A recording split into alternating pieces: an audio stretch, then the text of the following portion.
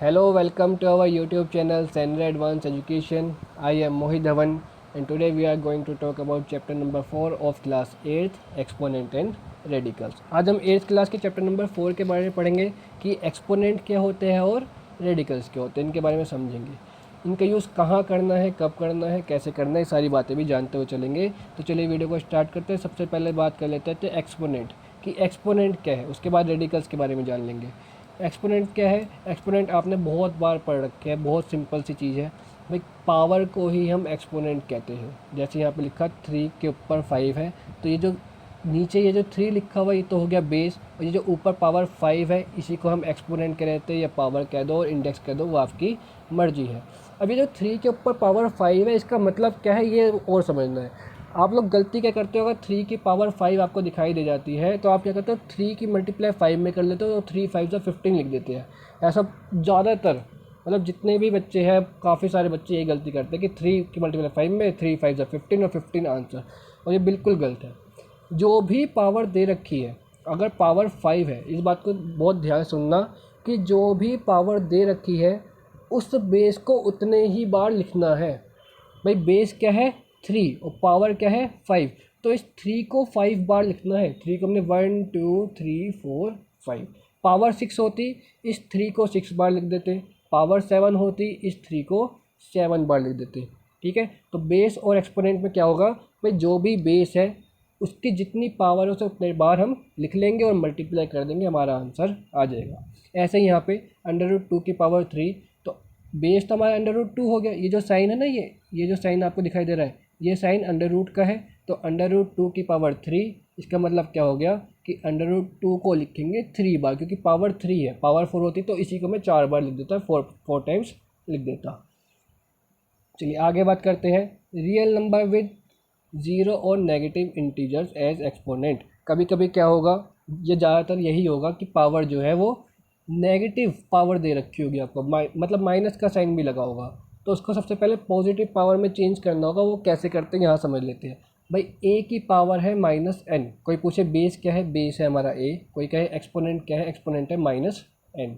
ठीक है, अब इस नेगेटिव पावर को पॉजिटिव पावर में चेंज करना है। नेगेटिव पावर को पॉजिटिव पावर में चेंज करने के लिए क्या करना है, बस सीधा सीधा उस नंबर का रेसिप्रोकल कर देंगे। अब यहाँ पे ए का रेसिप्रोकल करना है। भाई ए के नीचे कुछ भी नहीं है, डिनोमिनेटर में जब कुछ नहीं होता तो 1 तो हम लिख ही लेते हैं, तो a/1। अब इसका रेसिप्रोकल करेंगे तो 1 ऊपर और a नीचे, तो 1/a हो गया और पावर क्या हो गई n। अब देखो यहाँ पे पावर n हो गई है, पहले -n थी और अब क्या हो गई है n। तो नेगेटिव पावर पॉजिटिव पावर में चेंज हो जाएगी जब उस नंबर का हम रेसिप्रोकल कर देंगे। ऑल्सो डिफाइन a की पावर 0 इज इक्वल टू 1, और सीधा हमें ये भी बता रखा है अगर किसी नंबर की पावर 0 है तो हमेशा उसका आंसर 1 आना है। चाहे 1 की पावर 0 हो आंसर 1 आएगा, 5 की पावर 0 आंसर 1 आएगा, 1000 की पावर 0 आंसर 1 आएगा। ठीक, अब इसको एग्जांपल से समझ लेते हैं। एग्जांपल से 5 की पावर -4 नेगेटिव पावर है, हमें पता है कि भाई -4 है। इस -4 को पॉजिटिव पावर में चेंज करना है, तो 5 के नीचे डिनोमिनेटर में 1 हम मान सकते हैं, तो 1 ऊपर चला गया, वो वाला 1 ऊपर आ गया न्यूमिनेटर की साइड, और 5 चला गया नीचे डिनोमिनेटर की साइड। अभी जो -4 था वो क्या हो गया +4। नेगेटिव पावर किस में चेंज हो गई, पॉजिटिव पावर में। सेकेंड एग्जाम्पल 2/7 की होल पावर -5। भाई -5 पावर है, इसे क्या करना है, पॉजिटिव पावर में चेंज करना है, तो 7 ऊपर 2 नीचे, 7 न्यूमिनेटर की साइड 2 डिनोमिनेटर की साइड, और माइनस की पावर क्या हो गई, नेगेटिव पावर चेंज हो गई पॉजिटिव पावर में। ये -5 के आगे का जो माइनस है वो हट गया और खाली यहाँ पे क्या आ गया 5। एग्जाम्पल नंबर थर्ड, ए की पावर 0 सॉरी 8 की पावर 0, 8 की पावर 0। भाई पावर किसी की भी पावर 0 हो 1 ही आना है, तो इसका सीधा सीधा आंसर 1। अंडर रूट 3 की पावर 0 आंसर क्या आ जाएगा इज इक्वल टू 1। अब कुछ लॉज ऑफ एक्सपोनेंट पढ़ लेते हैं। एक्सपोनेंट के कुछ हमारे लॉ है, इन्हें हमें बहुत अच्छे से देखना है। इन्हीं पे सारे क्वेश्चंस इन्हीं की हेल्प से होंगे। ये समझ में आ गए तो 90% आपको जो है चैप्टर ही समझ में आ चुका, फिर तो बस प्रैक्टिस रह गई। अब यहाँ पे क्या है, a की power m multiply by a की पावर n। अब समझने वाली बात क्या है कि बेस दोनों का सेम होना चाहिए। ऐसा नहीं कि a की पावर m मल्टीप्लाई b की पावर n है, तब ये काम नहीं करेगा। भाई यहाँ भी बेस a है, यहाँ भी बेस a है, दोनों के बेस सेम है। बेस सेम हो और बीच में हो मल्टीप्लाई, तो सीधा सीधा पावर को हमें ऐड कर देना है, तो a की पावर m प्लस n। ठीक है। सेकंड, a की power m divide by a की पावर n। भाई बेस सेम होनी चाहिए, ये बात ध्यान रखनी है। तो बेस दोनों के सेम है, यहाँ भी बेस ए है, यहाँ भी बेस ए है। बेस सेम होते हैं और बीच में आ जाता है डिवाइड, तो पावर को सब्ट्रैक्ट कर लेते हैं, तो m माइनस एन। ठीक है, यहाँ पे m प्लस एन और यहाँ पे m माइनस एन। थर्ड है हमारा a की पावर m और उसके भी होल पावर n। अब क्या करना है, जब एक ही नंबर की दो दो पावर दे रखी है तो उन दोनों पावर की मल्टीप्लाई कर दो। तो ए एम यहाँ पे एक पावर तो हो गई m, सेकंड पावर हो गई n, इन दोनों की मल्टीप्लाई कर दी तो एम एन। एम की मल्टीप्लाई n में करोगे तो क्या आ जाएगा एम एन, तो a की पावर एम एन। नेक्स्ट है a b की होल पावर n। भाई दो नंबर है, दोनों की मल्टीप्लाई कर लो। अगर मल्टीप्लाई नहीं कर रखी तो ऐसे मान लो कि ये लिखा है 2 मल्टीप्लाई 3, ये क्या लिखा हुआ है 2 मल्टीप्लाई 3 और पावर ऊपर लगी हुई है n। तो इसको हम क्या कर सकते हैं कि भाई 2 की पावर भी n कर दी और 3 की पावर भी n कर दी, दोनों को अलग अलग भी लिख सकते हैं। तो ये तो हो गया हमारे एक्सपोनेंट। एक्सपोनेंट के बारे में जान लिया और इसके लॉज भी देख लिए। अब देखते हैं रेडिकल क्या होता है। अब रेडिकल को समझ लेते हैं।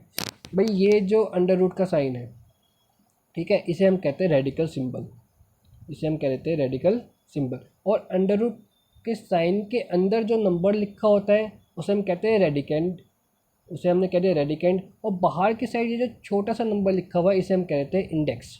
ठीक है, तो ये सारी चीज़ों को जब हम मिला लेते हैं तो वही हमारा क्या हो जाता है, radical.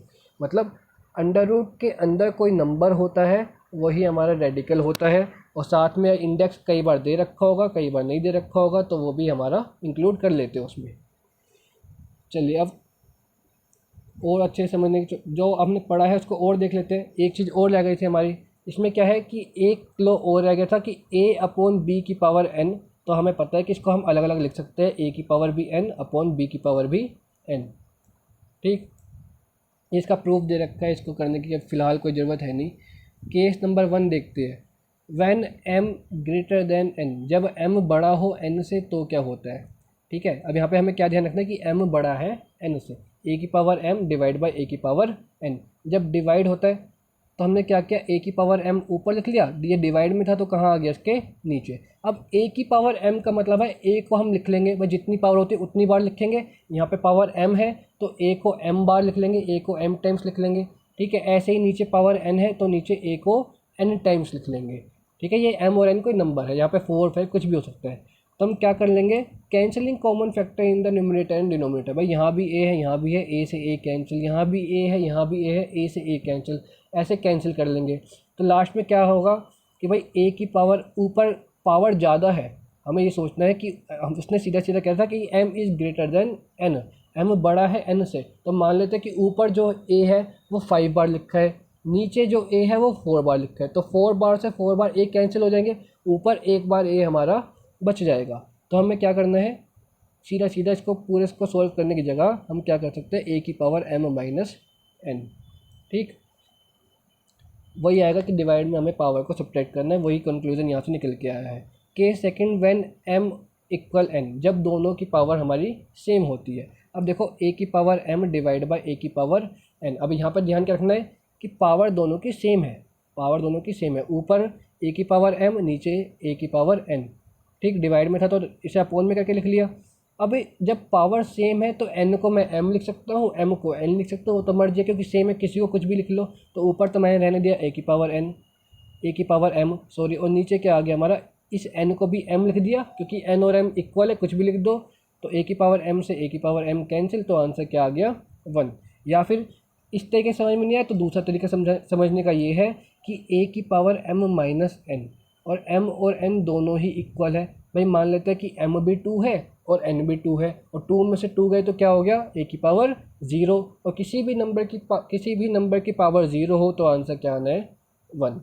Case number third, when m is smaller than n, जब m n से छोटा है या n m से बड़ा है तब क्या करना है।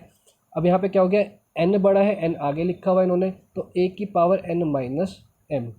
ठीक है, जब n बड़ा है तो हमें क्या करेंगे, तो भाई आंसर हमारा नेगेटिव होगा। यहाँ पे थोड़ा सा गलत हो गया, शायद यहाँ पे m माइनस एन आता। ठीक है, यहाँ पे क्या था, m माइनस एन। तो इसको हम क्या कर लेंगे, इसे अपोन में ले जाएंगे।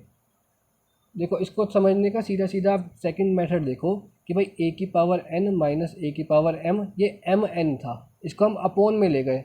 अब जब अपॉन में ले गए तो ए की पावर n माइनस m हो गया, ये आपस में चेंज हो गए, इंटरचेंज हो गए ये। अब यहाँ पे भी भाई पावर माइनस में है, हमें पता है पावर माइनस तभी होती है जब डिवाइड करते हैं, तो इसको हमने अलग से लिख लिया ए की power n divide by a की पावर n। यहाँ पे माइनस है ना, तो इसका मतलब कि ये दोनों डिवाइड हो रहे हैं, ए की पावर n अपॉन ए की पावर m, तभी तो माइनस में आएगा। अब ये क्या हो गया, लास्ट में ए की पावर m की मल्टीप्लाई 1 में हो गई, ए की पावर m, नीचे क्या है ए की पावर n, तो लास्ट में हमारा कंक्लूजन अब भी क्या निकल के आ रहा है, ए की पावर m माइनस n। ठीक, लास्ट देख लेते हैं थर्ड, ए की पावर m और उसकी होल पावर n। तो इसका मतलब ए की पावर m को लिख लेंगे कितनी बार, ए की पावर m, ए की पावर m, ए की पावर m, ऐसे कितनी बार आ जाएगा, ऊपर जो मेन पावर n है उतनी टाइम्स, वो तो वही बात है। और जब इसको हम कंक्लूड करेंगे, पूरे को सोल्व करेंगे, तो हमारा आंसर क्या है कि इन दोनों पावर की मल्टीप्लाई हो जाएगी ए की पावर m n। ठीक, तो ये तो था कुछ बेसिक कॉन्सेप्ट। अब इस कॉन्सेप्ट को अभी हो सकता है एक दो बात समझ में ना आई हो, तो वो एग्जांपल्स के थ्रू हमें आ जाएगी। यहाँ पे एक चीज़ और है, ए बी की होल पावर n, मतलब ए बी को n बार लिखेंगे, और जब ए बी को n बार लिखेंगे तो हमें रिजल्ट क्या मिलेगा कि a की power n multiply by b की पावर n। a हमारा n बार आएगा, b भी हमारा n बार आएगा, तो a की पावर n और b की पावर n। ऐसे ही सेम a अपॉन b है, तो a अपॉन b भी हमारा कितनी बार आएगा, n टाइम आएगा, तो इसलिए a की पावर n और b की पावर n।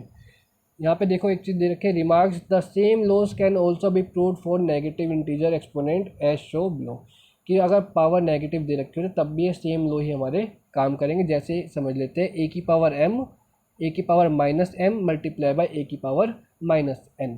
अब ये क्या है, नेगेटिव पावर है तो पहले पॉजिटिव कैसे होगी भाई, अभी मैंने सबसे स्टार्टिंग में बताया कि नेगेटिव पावर को पॉजिटिव कैसे करना है। तो अब इसके नीचे कुछ भी नहीं है, डिनोमिनेटर में हम क्या मान लेंगे 1, तो 1 अपॉन ए की पावर m और 1 अपॉन ए की पावर n। ठीक है, ये m है ये n है, इन्होंने गलत दे दिया यहाँ पे। ठीक, तो एक 1 अपॉन ए की power m multiply by a की पावर n। और जब नेगेटिव पावर, अब तो नेगेटिव पावर चेंज हो गई पॉजिटिव में, बीच में है मल्टीप्लाई, बेस दोनों को सेम है, तो पावर दोनों की ऐड हो जाएगी ए की पावर m प्लस n। इसी तरीके से वही सेम लॉज इस पर भी हमारे वैलिड है। चलिए एक्सरसाइज की तरफ बढ़ते हैं, एक्सरसाइज नंबर 4.1, और बहुत सिंपल एक्सरसाइज है। फर्स्ट क्वेश्चन है, right the base and the exponent in each of the following. इसमें हमें बेस बताना है और एक्सपोनेंट बताना है। कितना सिंपल है भाई, बेस हो गया 7, एक्सपोनेंट हो गया 9, बेस हो गया √3, एक्सपोनेंट हो गया 4, बेस हो गया 2/3, एक्सपोनेंट -7, बेस हो गया √2 और एक्सपोनेंट 0। इसको आपको किस तरीके से सोल्व करना है, देखिए ये रहा, ऐसे आप क्वेश्चन लिखेंगे, फिर लिखेंगे base is equal to 7, exponent is equal to 9, base is equal to √3 और exponent is equal to, exponent हो गया हमारा 4। इस तरीके से आपको क्वेश्चन को सोल्व करना है। सेकंड है हमारा, right each of the following in exponential form. Power के फॉर्म में हमें आंसर लिखना है भाई, 1 2 3 4 5, ये 3 हमारा कितनी बार आया, 5 टाइम आया, तो 3 की पावर 5। √5 कितनी बार आया, 1 2 3 4 5 6, तो √5 की पावर 6। 1/7 कितनी बार आया, 3 बार, तो 1/7 की होल पावर 3। तो ये आपको इस तरीके से सोल्व करना है। 3 हमारा 5 बार आया था, इसलिए 3 की पावर 5। इस क्वेश्चन को आप अपने आप सोल्व कर लोगे। क्वेश्चन नंबर थर्ड है, simplify and right answer in exponential form. ये भी पावर के फॉर्म में ही आंसर लिखना है। अब यहाँ पे क्या है, देखो अब बेस और पावर अच्छे समझ में आ गया होगा तो क्वेश्चन बहुत इजीली सॉल्व हो जाएगा। यहाँ पे बेस हो गया 6, यहाँ भी बेस 6, यहाँ भी बेस 6। भाई बेस सबका सेम है, और बेस सेम हो, बीच में मल्टीप्लाई हो तो पावर ऐड होती है, तो 3 और 5 8, 8 और 2 10, तो 6 की पावर 10 इसका आंसर हो गया। ठीक, इसको देख लेते हैं भाई, बेस तीनों के सेम थे, 6 6 6, बीच में मल्टीप्लाई था, तो 3 5 और 2 इन्हें ऐड कर लिया, तो 6 की पावर 5 और 3 8, 8 एंड 2 10, तो 6 की पावर 10। ऐसे ही सेम चीज़, -3/8 की पावर 2, -3/8 की पावर 5, -3/8 की पावर 6। बेस तो सबका सेम है भाई, यहाँ भी 3/8, यहाँ भी 3/8 और यहाँ भी 3/8। तो हम क्या करेंगे, इन पावर को प्लस कर लेंगे, 2 और 5 7, 7 और 6 13, तो -3/8 की पावर 13। थर्ड क्वेश्चन देखते हैं। थर्ड क्वेश्चन में क्या है इसका, थर्ड पार्ट है √3⁻13 डिवाइड बाय √3⁻−9। अभी जो अंडर रूट होता है ना, इसका मतलब होता है पावर 1/2। ये जो √3 है इसका मतलब है कि 3⁻1/2, 3⁻½ ठीक है। तो अभी इसको आगे जब क्वेश्चन आएंगे तो और अच्छे से समझ लेंगे। अब √3⁻13 डिवाइड बाय √3⁻−9। अब यहाँ पे थोड़ा सा ध्यान से समझना। देखो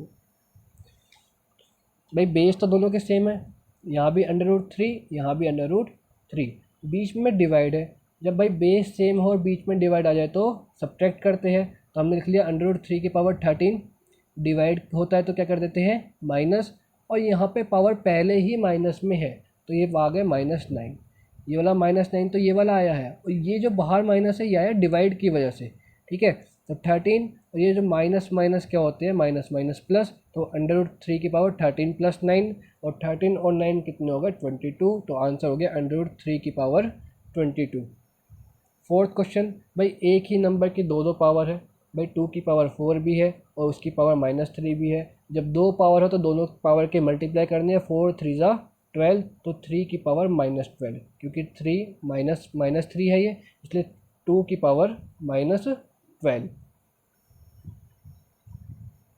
नेक्स्ट क्वेश्चन देखते हैं। क्वेश्चन नंबर 3 हमारा कंप्लीट हो गया। Question number 4, express 729 as a power of 3, कि 729 को 3 की पावर में दिखाना है कि 3 की पावर कितनी आएगी, 3 की पावर कितनी आती है 729 में। तो सिंपल सा रूल क्या है, फैक्टर कर लो, ठीक है। 729 3 से कैंसिल करोगे, 3 2 ज़ा 6, 1 बच गए, 3 4 ज़ा 12 और 3 3 ज़ा 9। फिर 3 से कर लिया, 3 8 ज़ा 24 और 3 1 ज़ा 3। फिर 3 से 3 2 ज़ा 6, 2 बच गए, 2 और 1 21, 3 7 ज़ा 21। फिर 3 के टाइम में 27 9 टाइम्स, फिर 3 के टाइम में 9 3 टाइम्स, एंड 3 के टाइम में 3 3 1 ज़ा 3। अब हमारा 3 कितनी बार आया, 1 2 3 4 5 6। जब हमने 729 के फैक्टर करे तो हमारा 3 आया 6 बार, इसलिए इसका आंसर क्या हो गया 3 की power 6। Question number 4 complete. Question number 5 भी हमारा सेम है। Express each of the following as a product of a prime factors only. Prime factor के फॉर्म में हमें इसका आंसर करना है। देखो तो क्वेश्चन नंबर 5 है 108 एंड 192। सबसे पहले 108 के फैक्टर कर लिए 2 से 54 टाइम्स, भाई 2 5 ज़ा 10, 2 के टेबल में 2 5 ज़ा 10, 2 4 ज़ा 8। फिर 2 से 2 2 ज़ा 4, 1 बच गए थे, ये 5 था तो 14 हो गया, 2 7 ज़ा 14। अब 27 3 से कैंसिल होगा, 3 से 9 टाइम्स, 3 9 ज़ा 27 होते हैं, और 3 3 ज़ा 9 एंड 3 1 ज़ा 3। ऐसे ही 192 के फैक्टर कर लेंगे। 2 के टेबल में 19 आता ही नहीं, तो 2 9 ज़ा 18, 1 बच गया, ये हो गया 12, 2 6 ज़ा 12। 2 के टेबल में 9 नहीं आता, कोई बात नहीं, 2 4 ज़ा 8, 1 बच गए, 1 कैरी में 16 हो गया अभी ये, तो 2 8 ज़ा 16, 2 2 ज़ा 4, 2 4 ज़ा 8, 2 1 ज़ा 2, 2 2 ज़ा 4। इस तरीके से 2 के टेबल में 12 कितने टाइम्स 6 टाइम्स, 2 के टेबल में 6 कितने टाइम्स 3 टाइम, एंड 3 1 ज़ा 3। अब हमारा 2 कितनी बार आया 1 2, भाई 2 बार तो यहाँ पे आ गया, 3 4 5 6 7 8, 2 हमारा 8 बार आया है, इसलिए 2 की पावर 8। 3 कितने टाइम्स आया भाई 3 बार तो यहाँ पर आ गया, 1 बार यहाँ पे आ गया, तो 3 और 1 4, इसलिए 3 की पावर 4। इस तरीके से सेम पहले वाले क्वेश्चन की तरह ही क्वेश्चन को सोल्व करना है। इसका सेकंड पार्ट आप अपने आप करेंगे। Question number 6। क्वेश्चन नंबर 6 देखिए कितना सिंपल है। a की पावर 2 मल्टीप्लाई बाई a की पावर 3 मल्टीप्लाई बाई a की पावर -5। तीनों का बेस सेम है, यहाँ पे भी a है, यहाँ पे भी a है और यहाँ पे भी a है। तो अब क्या करना है, पावर को ऐड कर लेंगे। भाई 2 और 3 कितना हो जाएगा 5, और ये तो -5 है, तो इसका मतलब 5 में से 5 गए 0, a की पावर 0, और a की पावर 0 का मतलब आंसर क्या आएगा 1। देख लेते हैं कैसे। देखिए भाई a की पावर 2, a की पावर 3 और a की पावर -5, तो 2 और 3 तो हो गए 5, और ये 5 में से 5 गए तो 0, a की पावर 0। अब किसी भी नंबर की पावर 0 हो तो आंसर कितना आना है 1। इसका सेकंड पार्ट 10 की पावर -5 अपॉन 10 की पावर -4, और होल पावर कितनी हो गई 2। इसको वैसे हम दूसरे तरीके से भी कर सकते हैं, लेकिन ये ज़्यादा सिंपल है, इससे कॉन्सेप्ट भी आपका क्लियर हो जाएगा। भाई 10 की पावर -4 है, इस नेगेटिव पावर को पॉजिटिव कर दिया पहले मैंने, तो पॉजिटिव कैसे होगा, भाई ये वाला 10 ऊपर चला गया और ये वाला 10 नीचे आ गया। भाई 10 की पावर 4 चला गया ऊपर, 10⁵ चला गया नीचे, ठीक है, क्योंकि और माइनस नेगेटिव पावर थी तो अब वो क्या हो गई, पॉजिटिव पावर हो गई। और होल पावर 2 हमने ऐसी लगा रखी है एज इट इज़। अब ये 10⁴ है तो 10 की मल्टीप्लाई 10 मल्टीप्लाई 10 मल्टीप्लाई 10 मल्टीप्लाई 10, 10 को 4 बार लिख के मल्टीप्लाई कर लेंगे 10,000, बल्कि 10⁴ है तो 1 के आगे 4 जीरो लगाओ। यहाँ पे 10⁵ है तो 1 के आगे 5 जीरो लगाओ। 0 से 0 कैंसिल, 0 से 0 कैंसिल, 0 से 0 कैंसिल एंड 0 से 0 कैंसिल। ऊपर क्या बचा है, न्यूमिनेटर में 1, डिनोमिनेटर में बचा है 10, तो 1/10 की होल पावर कितनी हो गई, 2। अब 1/10 की होल पावर 2, इसका मतलब 1 को भी 2 बार लिखेंगे, 1 और 1, 1 1 ज़ा 1, और 10 को भी 2 बार लिखेंगे, 10 मल्टीप्लाई 10 और 10 10 ज़ा 100। तो आंसर क्या आ गया, 1/100। नेक्स्ट क्वेश्चन देखते हैं, question number 7। Compare the expression, इन्हें कंपेयर करना भी कौन सा बड़ा है कौन सा छोटा है। तो ये देखिए 7 की पावर 2 एंड 3 की पावर 5। 7 की पावर 2 है तो 7 को 2 बार लिख लिया, 7 मल्टीप्लाई 7, 7 7 ज़ा 49। 3 की पावर 5 है इसलिए 3 को 5 बार लिखा, 5 times, 3 multiply 3 multiply 3 multiply 3 multiply 3, 3 3 ज़ा 9, 3 ज़ा 27, 3 ज़ा 81, 81 3 ज़ा 243। अब दोनों में से बड़ा कौन सा है, 243। तो कंपेयर कर लो कि 3 की पावर 5 इज़ ग्रेटर देन 7 की पावर 2। Next question 8, simplify. इसे सिंप्लीफाई करना है, सोल्व करना है। देखो कैसे करेंगे भाई, -2 की पावर -2 और इसकी भी होल पावर -3। एक ही नंबर के दो पावर है तो इन दोनों पावर की क्या कर लेंगे, मल्टीप्लाई। भाई -2 की मल्टीप्लाई -3 में क्या होगा, 2 3 ज़ा 6 और माइनस माइनस क्या होगा, प्लस। तो -2 की पावर कितनी हो गई, 6। अब -2 की पावर 6 है इसलिए -2 को कितनी बार लिख लेंगे, 6 बार, -2 -2 -2 -2 -2 एंड -2, इसलिए हमने 6 टाइम्स लिख लिया। अब देखो 2 2 ज़ा 4, 4 2 ज़ा 8, 8 2 ज़ा 16, 16 2 ज़ा 32, 32 2 ज़ा 64। तो आंसर क्या आ गया, 64। अब बात यह है कि माइनस क्यों नहीं आया भाई, फर्स्ट वाले से सेकंड वाला माइनस कैंसिल, थर्ड वाले से फोर्थ वाला माइनस कैंसिल और फिफ्थ वाले से सिक्स्थ वाला माइनस कैंसिल। जब भी नेगेटिव नंबर होता है और उसकी पावर इवन होती है, इवन पावर का मतलब 2 4 6 8 10, कभी भी ऐसी पावर होगी तो वो आंसर हमेशा पॉजिटिव होगा, क्योंकि माइनस से माइनस कैंसिल हो जाती है। और अगर पावर अगर ओड है तो हमारा फिर माइनस आ जाता है, क्योंकि लास्ट में एक माइनस रह जाता है। क्वेश्चन नंबर 9, क्वेश्चन नंबर 9 देख लेते हैं एक बार क्या दे रखा है क्वेश्चन में। क्वेश्चन नंबर 9 है, solve the following exponent equations. अब इक्वेशन दे रखे हैं, इस इक्वेशन को ही सोल्व करना है, ये हमारा लास्ट क्वेश्चन है। इसके बाद हमारा ये चैप्टर खत्म, सॉरी एक्सरसाइज हमारी खत्म हो जाएगी, कोई दिक्कत नहीं है। क्वेश्चन नंबर 9 फर्स्ट है हमारा, 3 की power 4x is equal to 1/81। अब इक्वेशन बनाने से पहले सबसे पहले क्या करना है कि बेस सेम करना है।